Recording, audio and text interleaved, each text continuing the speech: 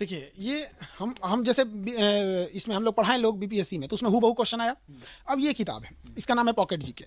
ये 150 रुपए की किताब है, 2.5 साल लग गया इसको बनाते बनाते। 2.5 साल में आपने इस किताब को तैयार किया? 2.5 साल लगा इसको बनाने में। और ये पॉकेट जीके उन बच्चों के लिए पढ़ाया गया कि जो बच्चे गांव में बैठे हुए हैं या नहीं आ सकते हैं।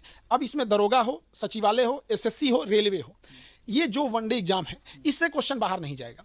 तो हमको भी भरोसा है इससे आएगा, तो आएगा क्वेश्चन यहाँ पे, और हर हाल में इससे आना ही आना है। अब मैं 150 रुपए की है, ताकि